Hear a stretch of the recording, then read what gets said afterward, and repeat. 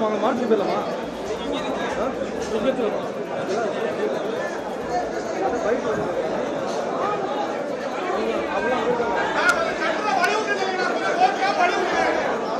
இது பற்றிய தகவல்களை தருவதற்காக செய்தியாளர் இஸ்லாம் இணைகிறார். இஸ்லாம், மருத்துவமனையில் பல பேர் அனுமதிக்கப்பட்டிருக்கக்கூடிய நிலையில அவர்களுக்கு உரிய சிகிச்சை அளிக்க வேண்டும் அப்படின்னு சொல்லிட்டு முதலமைச்சர் உத்தரவிட்டிருக்கிறாரு. தற்போது அவர்களுக்கு எந்த மாதிரியான சிகிச்சைகள் வழங்கப்பட்டு வருகின்றன? விவரங்கள். கரூர் அரசு மருத்துவமனையில அவங்க கூட்டத்துல மயங்கி விழுந்தவர்கள் அனைவரும் அழைத்து வரப்பட்டிருக்காங்க. அவர்களுக்கு அனைத்து விதமான உயர் சிகிச்சைகளும் அளிக்கப்படுவதை அமைச்சர் உறுதி செஞ்சிட்டு இருக்காரு. தொடர்ந்து கரூர் மாவட்ட ஆட்சியரும் மருத்துவமனையில் இருக்காரு. அரசு மருத்துவமனை மட்டுமல்லாமல் தனியார் மருத்துவமனையிலும் பலர் அனுமதிக்கப்பட்டிருக்காங்க. அவர்களுக்கும் அங்க சிகிச்சை அளிக்கப்பட்டிருக்கு.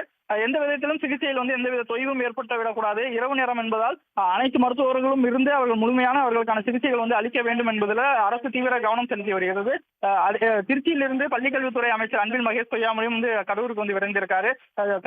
கரூரில் இருக்கக்கூடிய முன்னாள் அமைச்சர் செந்தில் பாலாஜியும் கரூர் அரசு மருத்துவமனையில் இருந்து நோயாளிகளுக்கு சிகிச்சை அளிக்கப்படுவதை உறுதி செஞ்சுட்டு அவர்கள் அனைத்து விதமான சிகிச்சையும் அளிக்கப்பட வேண்டும் என சொல்லியிருக்காரு. இதுவரை 10 பேர் உயிரிழந்ததாக ஒரு தகவல் வெளியாயிருக்கு.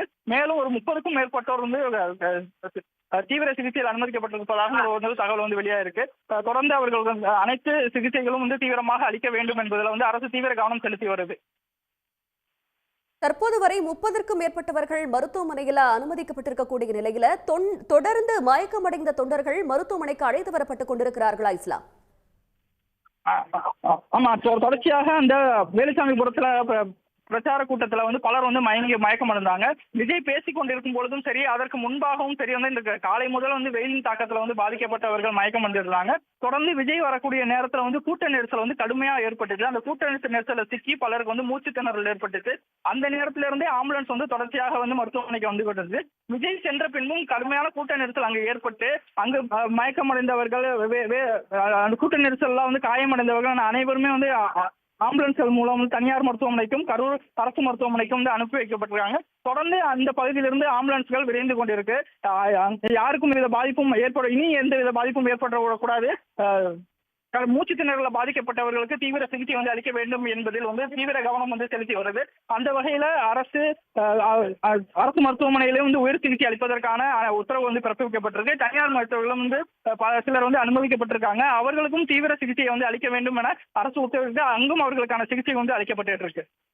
பெண்கள், குழந்தைகள், வயதானவர்கள் என தொடர்ந்து மருத்துவமனைக்கு அழைத்து வரப்பட்டிருக்கக்கூடிய நிலையில ஏற்கனவே 3 குழந்தைகள் உயிரிழந்திருக்கிறாங்க.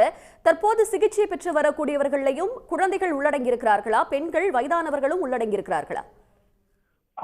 குழந்தைகள் தான் அதிகமாக பாதிக்கப்பட்டுள்ளதாக தெரிகிறது. அந்த கடந்த வாரங்கள்ல திருச்சியிலும் சரி, அதே போல நாகை திருவாரூரும் சரி, இந்த விஜய் ஒரு குறித்த நேரம் சொல்லி அந்த குறித்த நேரத்திற்கு வராமல் மிகவும் தாமதமாக தான் வந்தாரு. அந்த தாமதமாக வரக்கூடிய நிலையில வெயிலின் தாக்கத்தால கடுமையாக பெண்கள், குழந்தைகள் பாதிக்கப்பட்டிருந்தாங்க.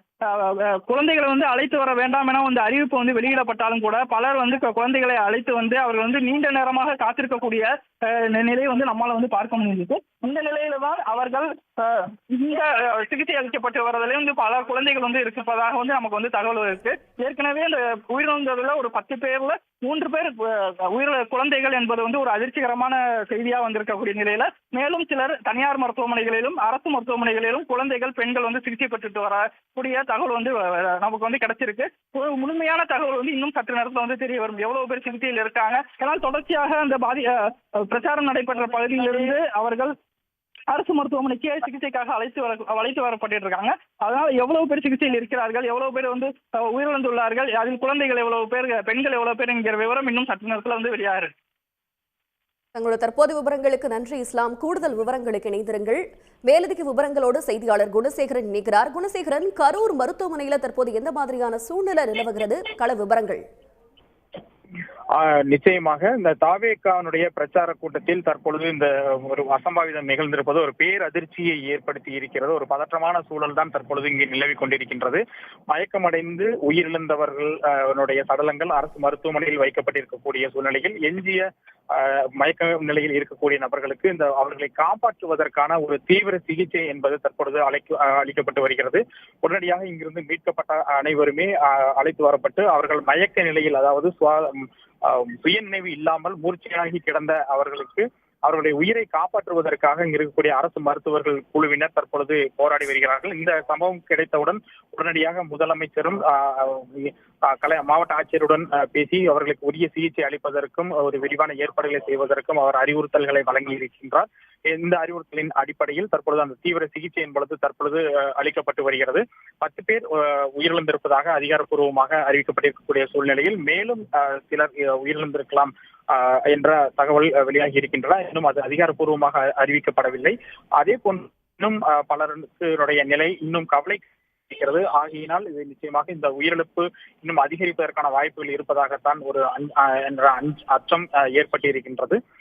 தொடர்ந்து அவர்கள் அந்த உயிரிழந்தவர்களுடைய உறவினர்களும் இங்கு அதிக அளவில் தற்பொழுது அரசு மருத்துவமனையில் குழுமியிருக்கிறார்கள். அவர்களுடைய கதறல்களும் இந்த பகுதியில் ஒரு மிகுந்த ஒரு மன வருத்தத்தையும் ஒரு சோகத்தையும் ஏற்படுத்தக்கூடிய ஒரு நிகழ்வாக தற்பொழுது இந்த பகுதியில் அமைந்திருக்கின்றது.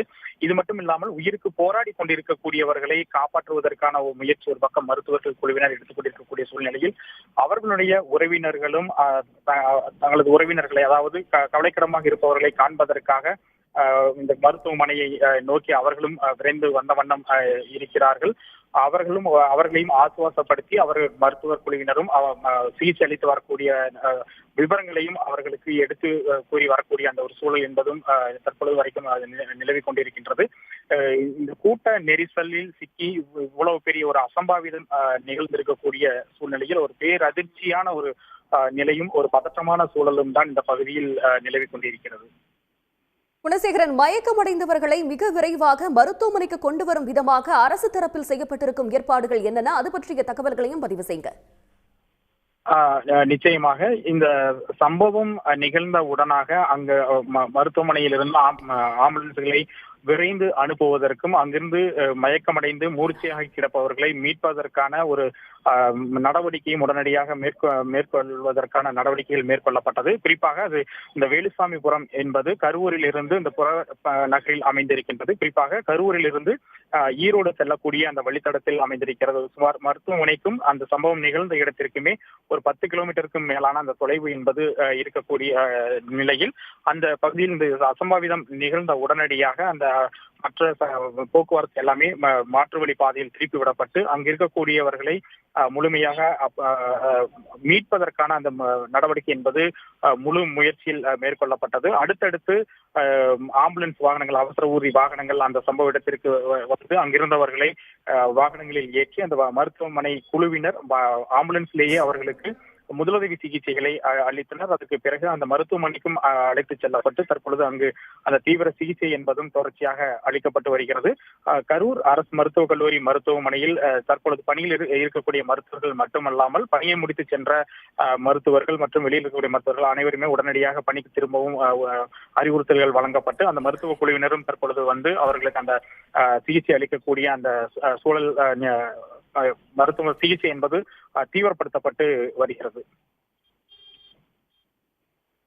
குணசேகரன், தற்போது வரை எவ்வளவு பேர் உயிரிழந்திருப்பதாக தகவல்கள் தெரிவிக்கின்றன? நிச்சயமாக இந்த உயிரிழப்பை பொறுத்த வரைக்கும் தற்பொழுது வரைக்கும் ஒரு 10 பேர் என்ற ஒரு அதிகாரப்பூர்வமான தகவலை அறிவித்திருக்கிறார்கள். அது இவர்கள் மட்டும் இல்லாமல் மேலும் சிலர் உயிரிழந்திருக்கிறதாக தகவல்கள் வெளியாகி இருக்கின்றன. அதை இன்னும் அதிகாரப்பூர்வமாக மருத்துவர்கள் மற்றும் அதிகாரிகள் உறுதிப்படுத்தி அறிவிக்கவில்லை. உடனுக்குடன் செய்திகளை தெரிந்து கொள்ள சன் நியூஸ் பெல் ஐகானை கிளிக் பண்ணுங்க.